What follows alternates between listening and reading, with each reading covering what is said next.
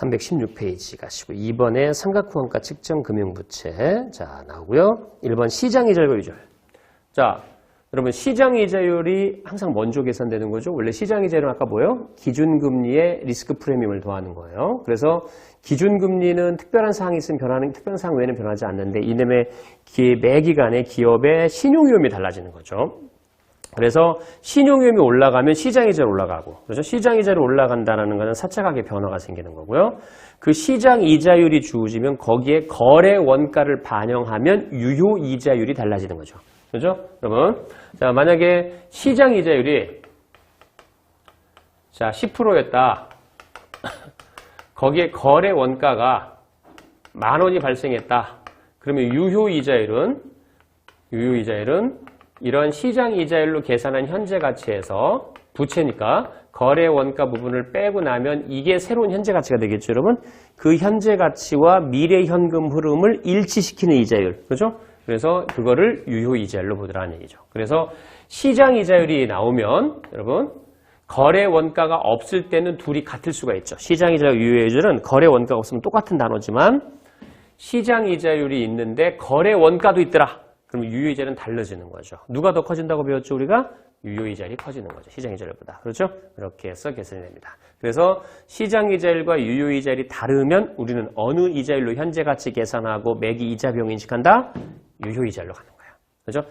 이게 같으면 아무거나 써도 좋잖아요. 시장이자율과 유효이자율 같으면 상관없는데 시장이자율과 유효이자율이 다르면 우리한테 중요한 건 유효이자율로 모든 현재 가치를 계산한다. 이걸 중요시 여기는 거지. 자, 그래서 자, 문제에서 액면 금액과 표시 이자를 계산해서 시장 이자를 하고 그래서 거래 원가가 없으면 서로 일치한다고 돼 있죠? 그래서 시장 이자율로 발행 금액을 계산해서 부채는 거래 원가를 빼기로 했었어요, 여러분. 그렇죠? 삼각분가 측정 금융부채가 기본이라 해서 삼각분가 측정 금융부채에서는 거래 원가가 실제 부채 발행 금액에서 차감시키면 실제 발행 금액이 나오고 그 실제 발행 금액에 맞춰서 계산하는 걸 뭐라고 하자고 여러분? 유효이자율로 하기로 했다는 얘기죠. 그래서 그게 보니까 여러분 그런 거죠. 3년 만기예요. 이자가 500원, 2년 차도 500원 표시이자, 3년 차도 500원, 10,000원이에요. 시장 이자율이 만약에 10%라고 가정할게요. 이 시장 이자율로 할인해서 제곱, 세제곱. 그렇죠? 계산했더니 만약에요. 여러분 92,000원이 나왔다. 시장 이자율로 계산된 이게 발행 금액이죠. 발행 금액이고 그러면 이게 거래 원가가 1,000원이 있더라. 거래 원가 1,000원. 거래 원가가 1,000원이면 거래 원가만큼 얘에서 빼는 거죠, 여러분. 그러면 새로운 실제 발행 금액은 91,000원이에요. 그럼 똑같은 미래 현금으로 500원, 500원, 1,500원을 새로운 현재 가치, 실제 발행 금액 얘하고 똑같이 맞추려면은 이건 2년 동안, 여기는 3년 동안 현재 가치로 맞추려면은 얼마를 가져다가 R로 결정할까요? 그러면 이게 현재 가치가 아까보다 더 적잖아요. 아까 10%로 했던 것보다 92,000원이니까 더 적어야 되니까 10%보다 R은 더 커야 되겠죠. 그렇죠? 만약에 11% 이렇게. 그렇게 되고 우리는 어차피 거래 원가까지 고려한 얘가 중요한 금액이니까 저 91,000원의 현재 가치가 나오도록 미래 현금 흐름을 할인해버리고 그러다 보니까 유효이자율이 올라가고 그 유효이자율에 맞춰서 모든 계산을 해줘야 된다. 이런 뜻이죠. 자, 그래서 자, 박스 보시면 거래원가 차감 후 사채 발행 금액은 거래원가 차감 후 거래원가가 있으면 삼각후원가 측정 금융부채에서는 거래원가를 빼게 돼 있었죠, 여러분. 사채 미래 현금을 발행일에 유효이자를 할인한 현재 가치로 쓴다. 이런 얘기죠.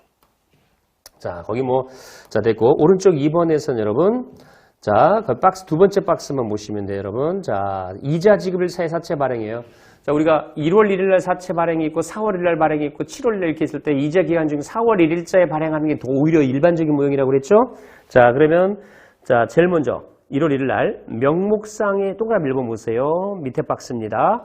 명목상의 발행일에 실제 사채 발행. 여러분, 명목상 발행이라는 건 X 1년 1월 1일을 말하는 거야. 1월 1일 날. 그리고 실제 발행은 4월 1일 날로 가정할게요. 그러면 1월 1일 날 현재 가치 먼저 계산하죠. 자, 근데 조심하실 건 1월 1일 날 현재 가치 계산할 때 시장이자일, 유효이자일은 1월 1일자 걸 써야 된다, 4월 1일자 걸 써야 된다? 당연히 4월 1일자 실제 발행일에 시장이자를 쓴다. 실제 발행일에.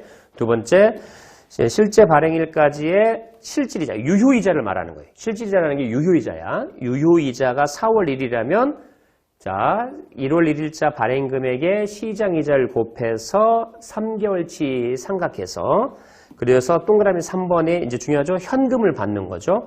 1월 1일자 금액에서 4월 1일까지 유효이자를 포함한 금액을 현금으로 받고 4월 1일자 현금에는 기간경과분 표시이자 1월 1일부터 3월 말까지 표시이자 석 달치가 들어가 있으니까 표시이자를 빼고 나면 사채만 순수한 사채의 발행금액이 되더라라는 뜻이죠.